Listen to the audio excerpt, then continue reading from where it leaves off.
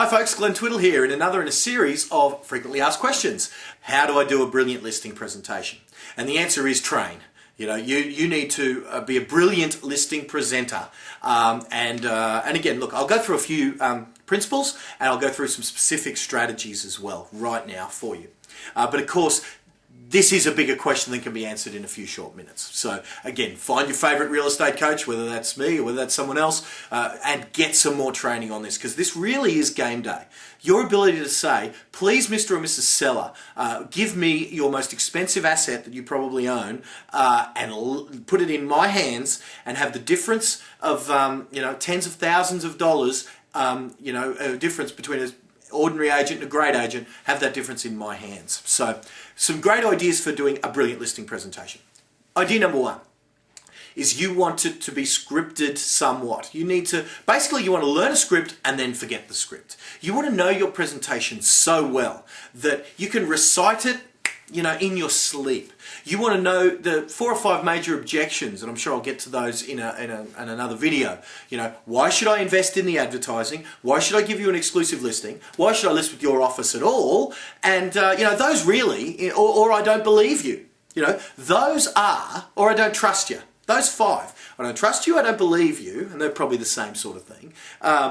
Why should I invest in the advertising? Why should I give you an exclusive listing? And why your agency above all else? If you can answer those 5 things with scripted, well-rehearsed, conversational and intelligent answers, you're going to be doing yourself a real favour. But the principle I want to give you there is you need to know them off by heart. If you think that you're a great salesman, and you may be, but the fact is, if you're winging it, there's $5,000 to $10,000 or however much the commission is that's on the line, that's hanging in the balance of you happen to be getting your words right at any given time. And that's too big a risk. You've got to know the correct best practice words to use and learn those words off by heart. We had a scripted listing presentation that we did, about 20-25 minutes, and I knew it backwards. And at the start of my career, I wasn't the best in our office. And in fact, we used to role play our listing presentation every week at our sales meeting. Role play every week. And I got up in front of our entire sales team of however many people, half a dozen people, 10 people, whatever, who all knew the same presentation. And I, let's say, fluffed. I wasn't very good at it, And I didn't like how that felt, so I spent the next week. I remember I had a gig, because in a former life I was a musician and played guitar. I drove out to a gig that was 3 hours away. And the entire time I was listening to my listing presentation over and over again. Then I got to the gig, did that, had a few quiet bourbons and everything. The next day, driving home, 3 hours with a bit of a hangover. Guess what? I wasn't listening to music. I was again listening to my listing presentation and my answers to those questions, to I don't trust you, don't believe you, why should I pay for the advertising, etc. And by the time I got back, I went from being, say, one of the worst guys in our office at the listing presentation to basically one of the best. And soon to be one of the best. Then I became the sales trainer of it. I knew it so well, and the rest is history. 10 years later, here I am.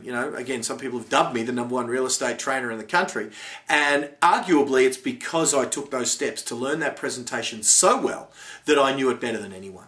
So there's principle number 1: don't wing it, know it.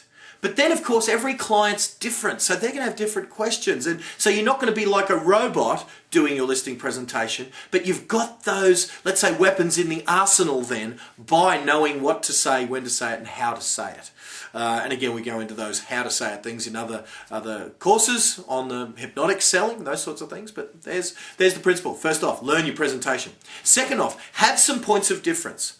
If your office is just a cookie-cutter clone of the one next door, where you couldn't tell the difference if it wasn't for different corporate colours, then that's not good enough.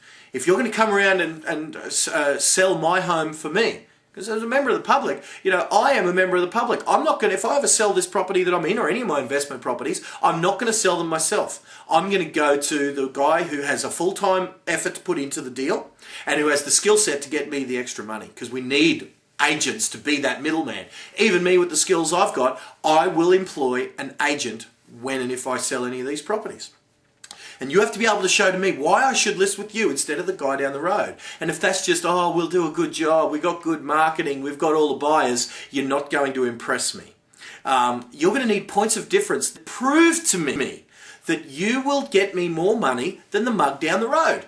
Because we as the public, or when I say we, the public sees you guys, sees us as all the same until we prove otherwise. Because we're going to be up against guys like who will cut commissions. And if you want to protect your full commission, you better be able to demonstrate these points of difference. We could call them unique selling propositions, unique customer buying advantage, whatever they're called, the reasons the sellers should list with you and not your competitors. And they better be compelling reasons. They better be a strong guarantee.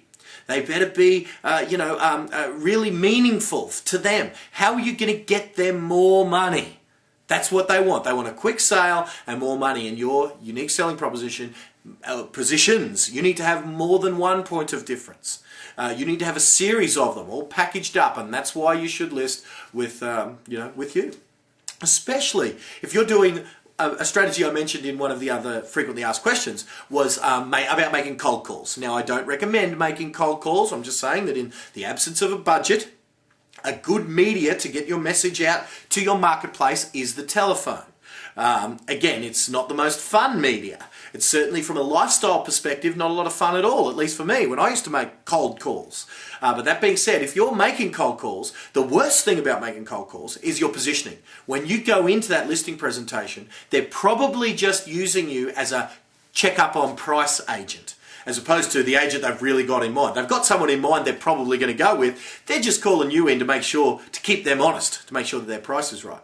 But that being said, you can go from that check-up on price agent to the winning listing agent with a brilliant listing presentation. With a scripted presentation, setting the agenda at the start, just going through with the seller. Now, look, what we're going to cover today, Mr. and Mrs. Seller, is a bunch of things on how we get properties sold for the highest price possible. That's what we're going to go through. And then going through some of those things, why your company is great, but more importantly, what the fact of your great company can do for your sellers. That's the crucial thing, is what's in it for them. And at the end of the day, whatever you describe has to result in them getting a hassle-free sale, quick, easy, with the most money that that market is willing to pay. If you can demonstrate those things through your unique selling propositions, you've done yourself a great job. And then also the last thing, don't be scared of the close. Don't be scared of asking for the business. And again, one of the most powerful closes you can possibly get in this industry is an assumptive close. Just everything you say is, look, when we take this to the market, what we do is at our first open, we'll open it up, we'll invite in your neighbours. Do you see how we're implying that it's going to be us anyway? We'll invite in the neighbours, we'll do this, we'll do that. You know, what I'd ask for you to do, Mr. and Mrs. Seller, is secret shop our open for inspections and have a look at how we do things. But don't tell us when you're coming. Just turn up and have a look at how we do things. And I urge you to do the same for our competitors. Now look at what you're doing. You better be doing good open for inspections. Of course, we'll address that in another frequently asked questions. But so again, assuming you're asking for the business, try not to put too much energy into the close. Don't get all scared. Oh, now I'd like you to sign this contract. Again, even the word sign this contract, look, we've just got a bit of paperwork that'll, all the stuff we've been talking about. Well, in order for us to get started on that, you just need to have to, fill out this paperwork. Again, I know it's a formality, but I just need you to sign this thing. Go through it in whatever detail you feel is appropriate. And I'm talking to you now, I'm breaking role play. Go through it in whatever detail you feel is appropriate and go from there. But the energy you've got to have when asking for the business is kind of like the checkout chick at Woolies. Does she get all scared when it comes time to asking for your credit card? She's just like, how are you going to pay for that? Is that cash or credit? That's what she's asking. How are you going to pay for that? And there's certainly, she doesn't get scared in the lead up to this big, close business. And you guys have to be the same thing.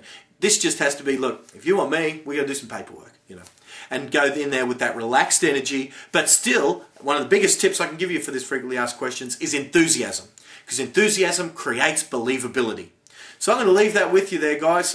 You need to be enthusiastic, have a good scripted presentation, but still be flexible enough to deal with what the client needs at any given day and have a bunch of unique selling propositions that differentiate you from your competitors down the road.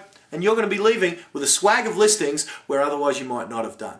So there's the 5-minute version of really a 3-day training program on listing presentations that I hope has been of some help. If you wanted to do or investigate some more training on listing presentations, then of course you know where to find me. Come and touch base. We'll do some work. Okay, for now, I'm Glenn Twiddle. We'll see you on another frequently asked questions.